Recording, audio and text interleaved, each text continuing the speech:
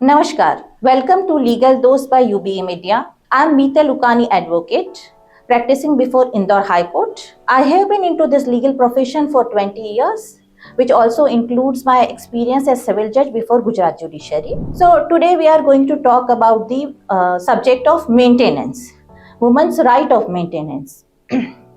सबसे पहले समझे तो मेंटेनेंस का अर्थ क्या है। मेंटेनेंस का जो अर्थ है सरल भाषा में समझे तो ये होता है भरण पोषण। भरण पोषण यानी आपका रहने का, खाने पीने का, एजुकेशन, मेडिकल एक्सपेंसेस, इन चीज़ों का इसमें इंक्लूजन होता है। बात अब ये आती है कि मेंटेनेंस का क्वेश्चन कब अराइज होता है। तो देखा जाए तो जब शादी के बाद पति पत्नी के बीच में कोई मैरिटल डिस्कॉर्ड होता है, कोई मैरिटल डिस्प्यूट उत्पन्न होता है, या ससुराल में देखा जाता है कि स्त्रियों को दहेज या डोमेस्टिक वायलेंस उनके साथ किया जाता है, दहेज के लिए प्रताड़ना की जाती है। ऐसी परिस्थितियों में कभी ऐसा होता है कि पति का किसी अन्य महिला के साथ संबंध है। इन परिस्थितियों में या तो महिला को कभी अपने मैट्रिमोनियल होम से निकाल दिया जाता है, या ऐसी परिस्थिति बनती है कि महिला अपने पति के ससुरालों वालों के साथ रह नहीं पाती है। ऐसी परिस्थिति में महिला जब अलग रह रही है तो अपने पति से मेंटेनेंस की डिमांड कर सकती है, और इसके लिए कानून में प्रावधान बनाए गए हैं, अलग अलग कानून में प्रावधान बनाए गए हैं। इसको यदि हम ब्रॉडली कैटेगराइज करें तो दो प्रकार के कानून में इसको कैटेगराइज किया जा सकता है। एक है वो जनरल प्रकार के और दूसरे हैं वो पर्सनल लॉज। अब जो जनरल प्रकार के कानून है उसमें किसी भी जाति समुदाय की महिला इस कानून के नीचे मेंटेनेंस के लिए एप्लीकेशन कर सकती है। जबकि पर्सनल लॉ की बात करें तो हमारे देश में अलग अलग धर्म और संप्रदाय के लिए अलग अलग लॉज बने हुए हैं। जैसे कि हिंदुओं के लिए Hindu marriage act, Hindu maintenance act वगैरह हैं। मुस्लिमों के लिए अलग लॉज हैं, पारसियों के लिए अलग है, क्रिश्चियंस के लिए अलग हैं। इस तरह के जो फैमिली मैटर्स रहते हैं उसके लिए अलग अलग लॉज बनाए गए हैं। तो इनके नीचे भी मेंटेनेंस के प्रावधान किए गए हैं।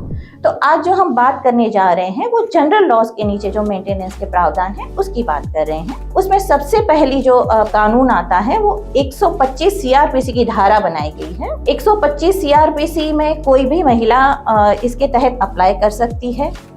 शादीशुदा महिला का पति या तो कोई पुरुष अपनी पत्नी, बच्चों या माता पिता को, उसके पास पुख्ता साधन है, वो कमा रहा है, फिर भी मेंटेनेंस देने से रिफ्यूज कर रहा है, निग्लेक्ट कर रहा है, ऐसी परिस्थिति में महिला कोर्ट के सामने ये एप्लीकेशन लगा सकती है 125 सीआरपीसी के नीचे। ये एक समरी प्रकार की प्रोसीडिंग्स हैं। इसका उद्देश्य ये है कि महिला को जल्द से जल्द इसमें रेमेडी मिले। इसका जो डिस्पोजल होता है या बोले कि डिसीजन आता है वो जल्द से जल्द आता है।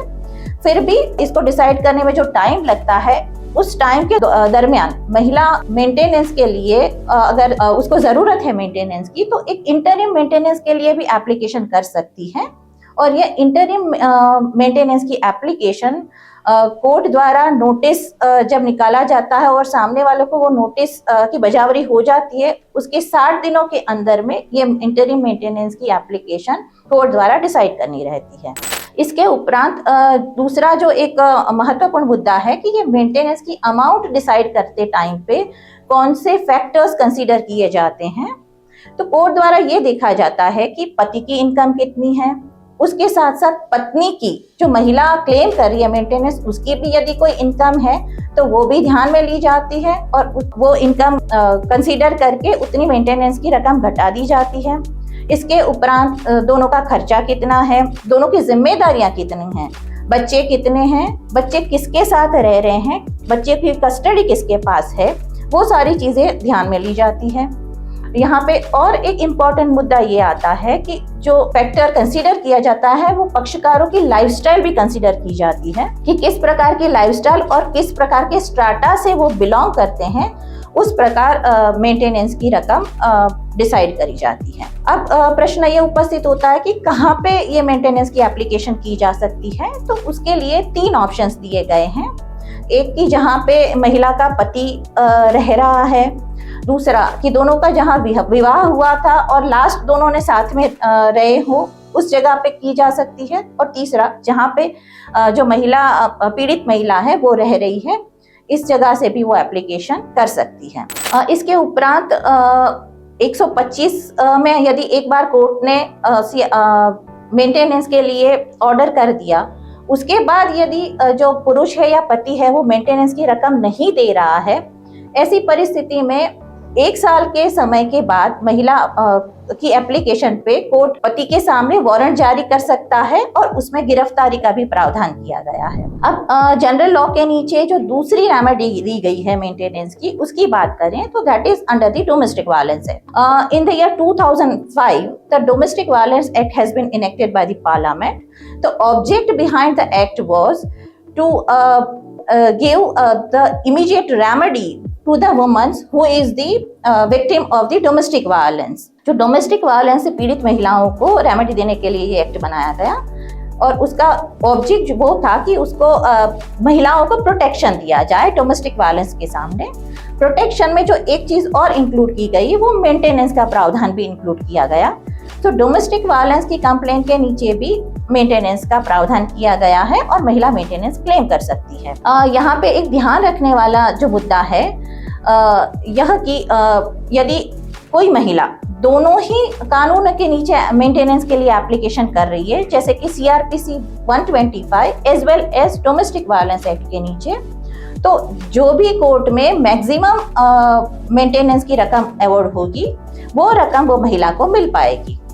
इस बात को यदि हम एक उदाहरण से समझें तो यदि एक महिला को 125 CRPC के नीचे 5,000 रुपए की मेंटेनेंस की रकम अवॉर्ड की गई है और डोमेस्टिक वायलेंस एक्ट के नीचे 7,000 रुपए की रकम अवॉर्ड की गई है, तो वो महिला को कुल मिला के 7,000 रुपए का मेंटेनेंस मिलेगा, नहीं कि 7,000 प्लस 5,000 रुपए का। तो ये एक महत्वपूर्ण मुद्दा है कि अलग अलग कानूनों के नीचे आप मेंटेनेंस के लिए अप्लाई कर सकते हो, लेकिन जो मैक्सिमम रकम जिस एक्ट के नीचे आपको दी जाए वही आपको मिल पाएगी। तो ये जनरल एक्ट की बात हो गई।